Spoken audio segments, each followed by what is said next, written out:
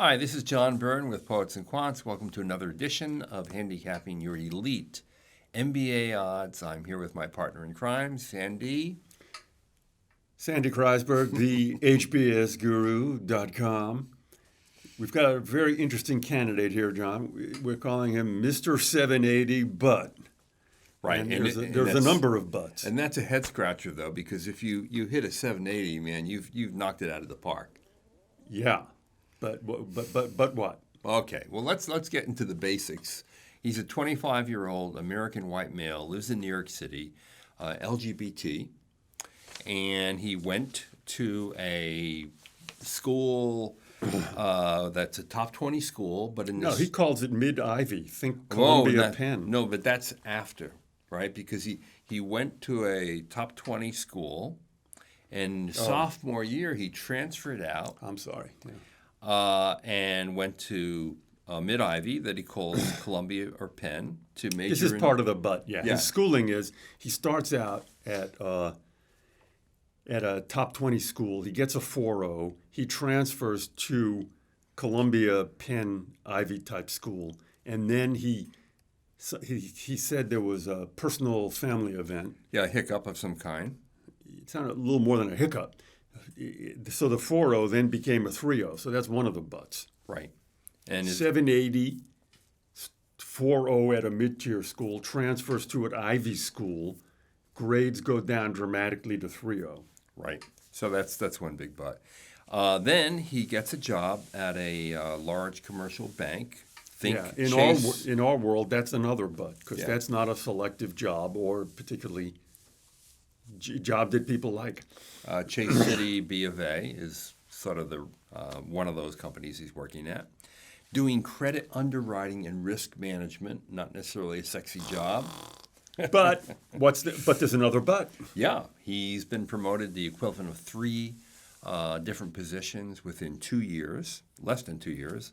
He is the fastest member of the analyst class nationwide to be promoted to VP, which is a big deal. So this is a guy who is capable of running super hot. Yeah. That is to say, gets a 780, can get a 4.0, can then join a large commercial bank and win really unbelievably selective medals, like getting promoted 3 times and getting the highest analyst score nationwide. Those are all real accomplishments. And also earn top employee rating given to the best 5% of the employees firm-wide. Yeah, okay, so he's capable of doing incredible things Yeah. amidst a lot of stumbles, to wit, working for a boring bank, not a selective bank, screwing up his GPA, and there you go. So Now, he expects 2 excellent recommendations. I believe it. He has spent a year mentoring on underprivileged high school students to get them college ready. Yeah, okay. And now his career goal. Yeah. Okay, he wants to be a triple jumper, which is to pivot industry, function, and location to work in corporate strategy for a tech or Fortune 500 company. Yeah, would you advise him to say that? It's too specific, and but he does say potentially considering consulting as well. Maybe that should be what he says to the adcoms. Yeah, following the first one of the 15 commandments of applying to business school.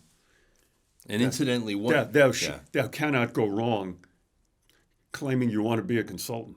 Okay, that's the 11th command. It's the 13th command. Yeah, and incidentally, here's a little data point for you. You know, the number one profession that people leave and transition to with an MBA is finance to consulting. I did not know that. Yep. So, okay, his schools. This is a really interesting range because despite his 780, I think he's quite realistic, if humble, about his choice of schools. Kellogg, Tuck, Ross, Darden, and Fuqua. He says he may apply, not sure, to Harvard, Stanford, or Wharton. So what's your take on the candidate overall? Apply to Harvard and Wharton.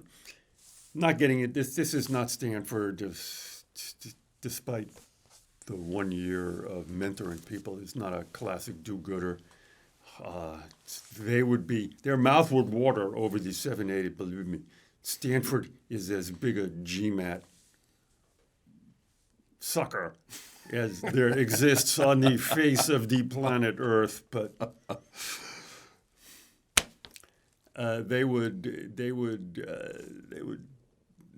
Stanford would shake this guy up and down and say, "Can we make it happen? Can we make it happen?" And there's too much. He's white. He's male. He works for a commercial bank. They go, "Oh, man, we take commercial bankers, but they're not white males." And I don't think the LGBT is going to get them any halo effect. What about the year mentoring underprivileged kids to get them college ready? It's not too little, too late. He's not a lifelong. He doesn't have do-gooderism in his DNA.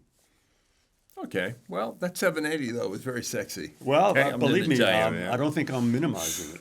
Yeah. Okay. The 780 means they can take a bunch of kids that are, under 730. Important. That's for them. true. Important for them. That's true. Okay. They'll take people with, you know what? Stanford has a lot of What?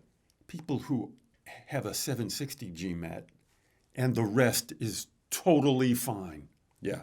They've got a ton of so that's how they get their storehouse of high GMAT scores. Right.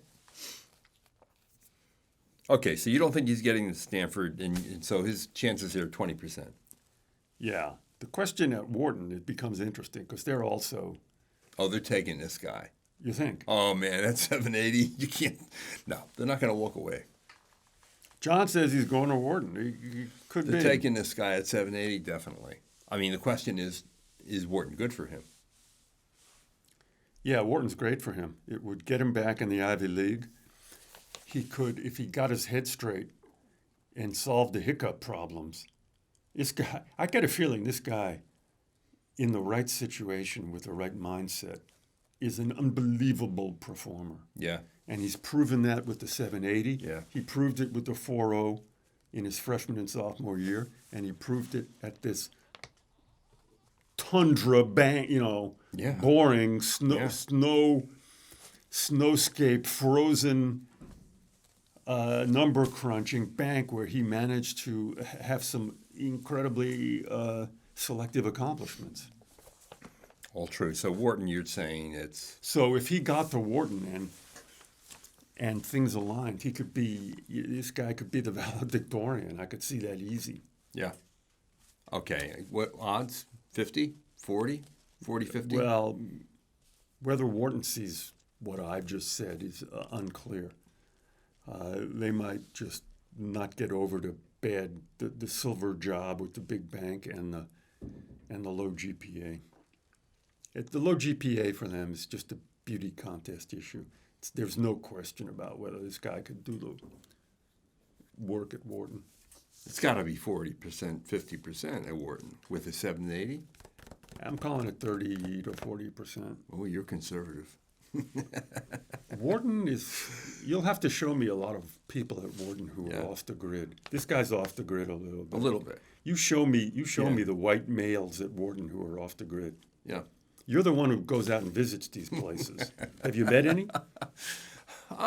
Maybe not. Maybe not at Wharton anyway. Here's one of my favorite kind of simple questions.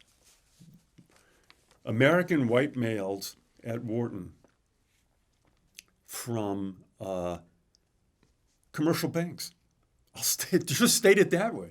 Yeah. What do you think what do you think we're talking about? I think it could be zero. No way. They've got a lot of people from Citi and B of A, and You think? I think so. Well, please write in if anybody knows this. Okay, Harvard.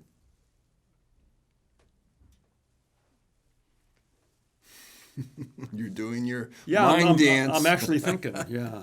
So folks, you're seeing something very rare. You're actually seeing someone think. Ain't going to happen. You don't think so? No. Okay. And it's not going to happen because of the Everything quirks, else the we quirks in mentioned, here that we yeah. mentioned, right? They got Harvard. Harvard says, what we got here is a guy in finance. That's a very crowded bucket at Harvard. And the guys, aside from the 780, which Harvard will go for, but a 780 gives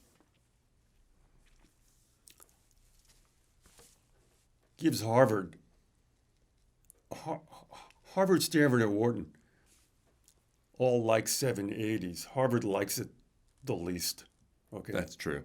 in other words, Stanford and Wharton are really gaga over Yeah. a 780. Harvard would like it, but they're not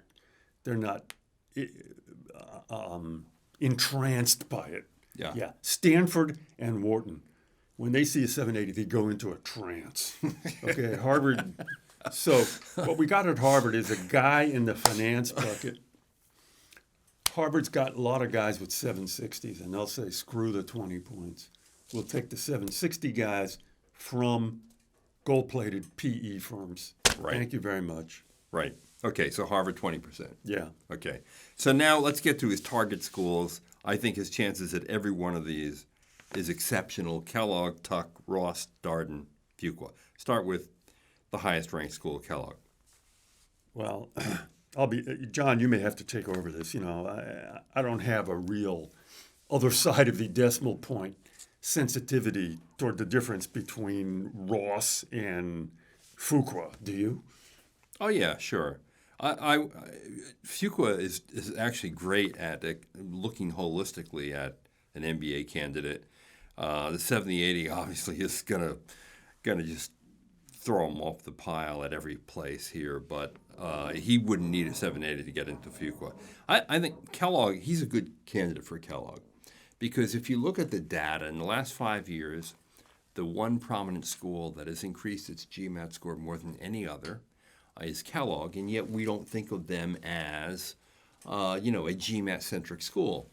But they're going to like the 780, like everybody's going to like it, but they're going to like the other parts of this profile, that he's a real go-getter, that he succeeded, that he overcame adversity. I disagree. He overcame some adversity and got to the Ivy League. I just reading the tea leaves here, based on nothing but the presentation, the self-presentation in the note to us. This guy's not a Kellogg type. He's an individualist. He's not a team player. He's something of an idiot savant. That's exaggerating both. His mentorship of the underprivileged kids. I view that as nominal. I don't see him as I know that this type of personality, and I respect it. Yeah. He's a real smart, tough, slightly screwed up guy that when he gets his act together, Yeah. could be one of these people who say, when he's your boss, you go, look, the guy's really smart, but he's a pain in the ass. Okay, you know that kind of boss? Yes. That's the way this guy reads. How do you read that in this profile? That's just the way I read it. That's just the way I read it. Okay, what are your odds for him at Kellogg? I don't know, but 30-40. The more interesting question than the odds are, is he a Kellogg type? And I do not view this guy as a funny, hail fellow, well met, and I don't view him as a collaborative team player. That's not to say he isn't. I view this guy as slightly sharp elbows. I like to perform well, and I like to do it alone. That's the way I view it. Yeah. There's nothing here that reads teamwork, clubs, collaboration. Okay? So what do you put his odds at? At Kellogg? Got to give him at least 30-40 Yeah, because of the 780. 30 to 40. But The 780 is just, 30 to 40. it just Ditto is for Tuck, unbelievable. okay? Yeah. What happens at Ross, Darden, and Fuqua and Haas, as you pointed out, is 50 plus. Yeah, they then go, just, look, we'll put wow. up with we don't have a type. This guy is worth taking a chance on. Oh, totally. That's the way they look at it. And this guy is going to get his MBA, and he's going to perform as well in whatever job he gets as he has at this commercial bank. He's going to blow it out. He's going to blow it out. If this guy gets his act together, he's a high potential individualistic, real smart leader. Okay, it's possible. Now I'm going to tell you a fairy tale. It's possible a guy like this could really get value from an MBA program because it'll teach him different leadership styles. You see, this guy could go to business school and learn how to be more collaborative, learn how to function in teams, and that could round him out as a leader. Okay? Yeah, that was true. just, folks, that That's was true. a fairy tale of such colossal power that even John is falling for. No, but this is true. This is really true. I mean, this is what, No, that's not going to happen. What the guy's going to do is go to business school. If he gets his individualistic act together, he will graduate from business school as a high performer. Okay? He then presents himself to employers as a guy who was, salutatorian at, however you pronounce that, at Wharton and a 780. Okay? right. There are employers who go, you know something? We got enough team players here. Let's get the really smart guy. Okay, but Sandy, an MBA is as much about professional development as it is about statistics, finance, and accounting.